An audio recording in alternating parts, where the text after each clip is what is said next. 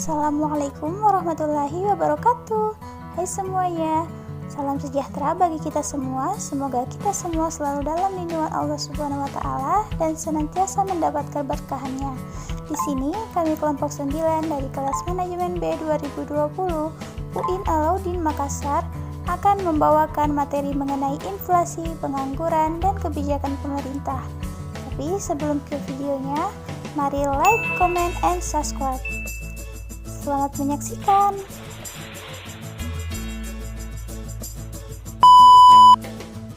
Pengertian inflasi. Inflasi adalah naiknya harga-harga barang dan jasa di suatu negara dalam jangka waktu panjang atau berkelanjutan yang disebabkan oleh ketidakseimbangan antara ketersediaan barang dan uang. Adapun jenis-jenis inflasi terbagi menjadi 3. Pertama, berdasarkan sebabnya, yang terbagi menjadi 3. Pertama, inflasi tarikan permintaan, yaitu inflasi yang terjadi akibat adanya permintaan yang berlebihan sehingga terjadi perubahan harga. Yang kedua, inflasi desakan biaya, yaitu inflasi yang terjadi akibat adanya kelangkaan atau kenaikan biaya produksi. Yang ketiga adalah inflasi diimpor, adalah inflasi yang terjadi akibat naiknya harga barang impor. Hal ini bisa terjadi akibat adanya kenaikan biaya produksi barang di luar negeri atau adanya kenaikan tarif impor barang. Jenis inflasi yang kedua berdasarkan asalnya, yang terbagi menjadi 2. Pertama, inflasi yang berasal dari dalam negeri, yaitu inflasi yang terjadi akibat defisit anggaran belanja yang dibiayai dengan cara mencetak uang baru dan gagalnya pasar yang berakibat harga bahan makanan mengalami kenaikan. Dan yang kedua, inflasi dari luar negeri, yaitu inflasi yang terjadi akibat naiknya harga barang impor. Jenis inflasi yang ketiga yaitu berdasarkan keparahannya, terbagi menjadi 4. Pertama, inflasi ringan, kurang dari 10% per tahun. Inflasi ini merupakan inflasi yang mudah untuk dikendalikan dan tidak memiliki efek besar terhadap perekonomian suatu negara. Yang kedua, inflasi sedang antara 10% sampai 30% per tahun. Tingkat inflasi ini yang berdampak pada kesejahteraan masyarakat, terutama mereka yang memiliki penghasilan tetap. Yang ketiga, inflasi berat antara 30% sampai 100% per tahun. Suatu kondisi di mana masyarakat lebih memilih menyimpan uang mereka dan tidak memilih untuk menabung karena jumlah bunga yang jauh lebih rendah jika dibandingkan nilai inflasi. Yang keempat, yang terakhir, yaitu hiperinflasi, lebih dari 100% per tahun. Dalam kondisi ini, keadaan sulit dikendalikan meskipun telah dilakukan kebijakan moneter dan fiskal. Selanjutnya, dampak inflasi yang terbagi menjadi 2, keuntungan dan kerugian. Pihak yang mengalami keuntungan dari adanya inflasi, yang pertama para pengusaha. Dalam hal ini, tidak semua pengusaha dapat mengambil keuntungan dari terjadinya inflasi. Apabila seorang pengusaha bisa memperoleh pendapatan yang lebih tinggi dibanding kenaikan biaya produksi yang harus ditanggung, maka bisa dikatakan ia mendapatkan keuntungan dari inflasi yang terjadi. Pengusaha yang dapat mengambil keuntungan antara lain yaitu mereka yang bergerak di bidang produksi atau penjualan bahan pokok. Lalu kedua, pihak yang mengalami keuntungan adalah debitor atau penerima utang mendapatkan keuntungan karena bank sentral akan menaikkan suku bunga saat terjadi inflasi. Hal ini membuat nilai uang menjadi turun sehingga uang yang mereka bayarkan memiliki nilai yang lebih rendah dibandingkan saat mereka meminjam. Yang kedua adalah kerugian.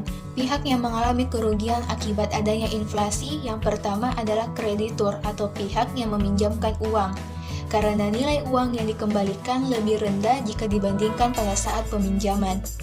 Yang kedua, mempengaruhi kegiatan ekspor. Dampak yang kurang menguntungkan akan dirasakan di bidang ekspor, sebab biaya ekspor akan melambung tinggi saat terjadinya inflasi. Tidak hanya itu, barang-barang ekspor tersebut akan kalah saing dengan barang ekspor dari negara lain. Akibatnya, turunlah pendapatan devisa dari hasil ekspor. Dan yang terakhir, yaitu mengurangi minat menabung. Saat terjadinya inflasi, minat seseorang untuk menabung menjadi berkurang karena nilai mata uang semakin menurun. Pengertian pengangguran. Pengangguran adalah suatu keadaan di mana seseorang yang tergolong dalam angkatan kerja yang ingin mendapatkan pekerjaan tetapi belum memperolehnya. Jenis-jenis pengangguran berdasarkan penyebabnya. 1. Pengangguran normal atau friksional. Pengangguran ini terjadi karena pekerja memerlukan waktu untuk memperoleh pekerjaan yang sesuai dengan minat dan keahlian mereka. Kedua, pengangguran siklikal. Pengangguran ini terjadi karena perkembangan ekonomi yang sangat lambat atau kemerosotan kegiatan ekonomi, sehingga perusahaan akan mengurangi para pekerja dan menyebabkan permintaan tenaga kerja lebih rendah daripada jumlah pekerja. Ketiga, pengangguran struktural. Pengangguran ini terjadi karena perkembangan perekonomian yang semakin maju, sedangkan tidak semua perusahaan akan terus berkembang maju sehingga sebagian akan mengalami kemunduran. Keempat, pengangguran teknologi. Pengangguran yang terjadi akibat perubahan atau pergantian tenaga manusia menjadi tenaga mesin-mesin. Kemudian, jenis pengangguran berdasarkan cirinya. 1. Pengangguran terbuka. Tenaga kerja yang sungguh-sungguh tidak mempunyai pekerjaan. Pengangguran ini tercipta sebagai akibat pertambahan lowongan pekerjaan yang lebih rendah dari pertambahan tenaga kerja. Kedua, pengangguran tersembunyi, yaitu tenaga kerja yang tidak bekerja secara optimal karena alasan tertentu, misalnya disebabkan karena kelebihan tenaga kerja yang digunakan. Kemudian ketiga, pengangguran bermusim. Pengangguran akibat siklus ekonomi yang berfluktuasi karena pergantian musim. Keempat, setengah menganggur, tenaga kerja yang tidak bekerja secara optimal karena tidak ada lapangan pekerjaan.